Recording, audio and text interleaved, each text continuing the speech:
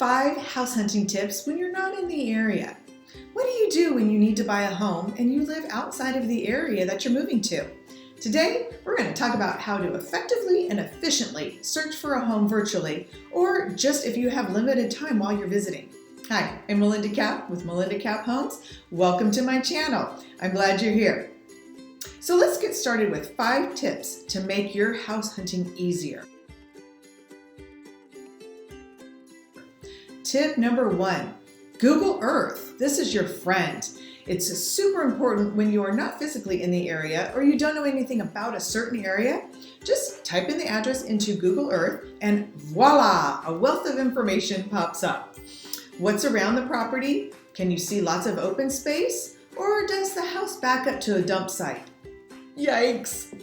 Are you close enough to food, shopping, or freeway access? But what's important to you? This little trick is also a great tool even if you live nearby but maybe not entirely sure about what's around the area.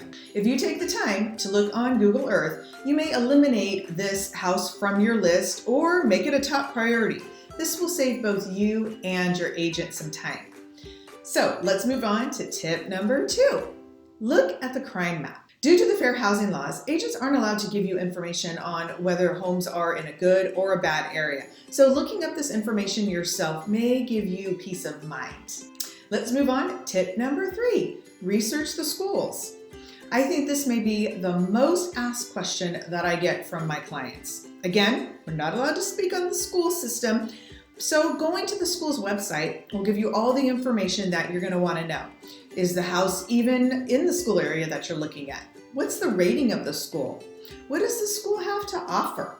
So let's move on to tip number 4. Keep your options open. This is so hard, I know, but when you're dealing with low inventory market, you may just have to adjust your expectations just a bit. Be open-minded.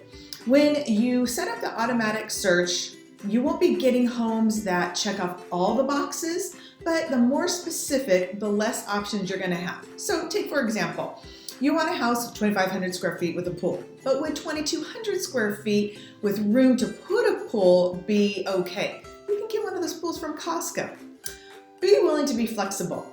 Not almost everything you need may be sometimes not realistic. Try remodeling later. What is it that you really need versus that you really want? So, the perfect property doesn't always exist. Just keep that in mind. And lastly, tip number 5, think outside the box with your purchase price. You may have your loan approval and ready to start looking at homes. Your budget says $500,000 and that's the only price point you're looking at. But you always get outbid and you can't compete with those buyers that are offering over asking price. So let's do this. Try looking at homes with a lower price point. What about $475,000? And that way you have room to offer above ask and get your offer accepted. I often have to remind my clients not to give up or get discouraged, even though I know it can be hard. Believe me, I'm just as disappointed as you are when my clients don't get their offer accepted. But keep going. Learn from each offer, why it wasn't accepted, and then make adjustments on the next one. Your offer will eventually get accepted. Just hang in there. And for more helpful tips, just watch this video next.